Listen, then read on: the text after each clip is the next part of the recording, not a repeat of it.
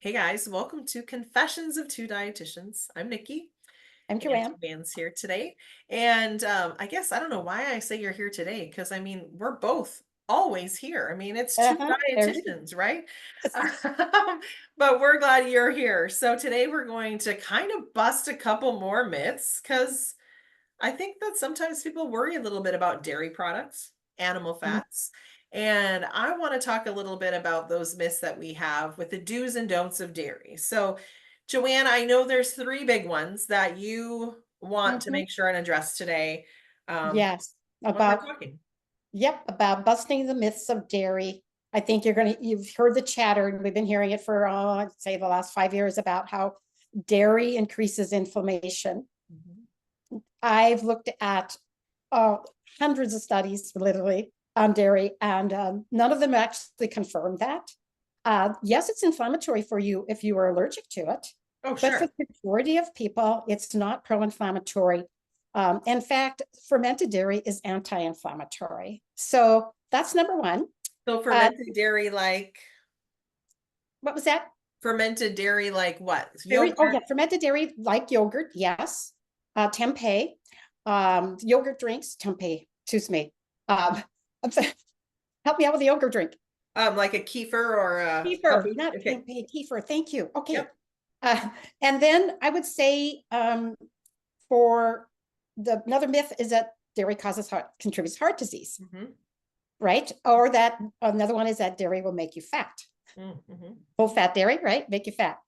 So let's tackle the heart disease. Actually, there's a huge study out of Europe, 250,000 subjects in this study, 80 countries, 6 continents. And they were looking at all the different foods and food groups that were associated with a lower death rate and a lower risk of heart disease. And you would not believe, well, you probably would believe the common ones in the Mediterranean diet, right? Yep. That we all know fish and vegetables and fruits and nuts and seeds. But the sixth one was full fat Hmm. dairy, Hmm. right? Showing that it was associated with lower risk of heart disease. And also, new research out that is a myth buster about dairy making you fat, showing that actually full fat dairy is associated with less obesity and overweight. Yes. So Well, I love pretty that. Yeah. amazing. Right. Well, and so I'm just kind of sitting here thinking, and I'm guessing the rest of everybody's kind of doing the same as we're going through this.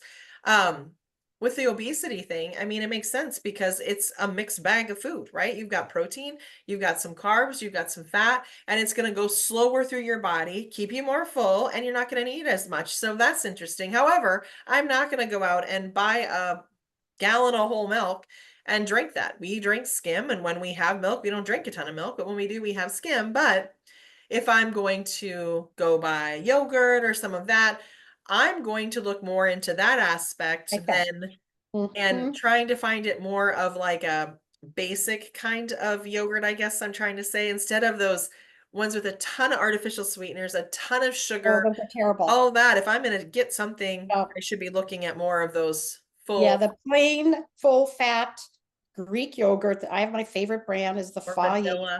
5%. Usually I just usually get the plain. I add my own vanilla, a little sweetener, a little honey if I want to, have it like just for a little snack or something. Cinnamon. Cinnamon, you're right. And do it Yeah, that way. I And love so that.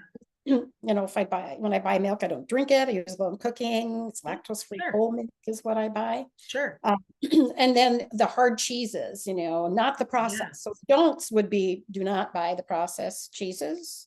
The ones Those that are kind of like really melt well and they're in a little American sheet of cheese. plastic.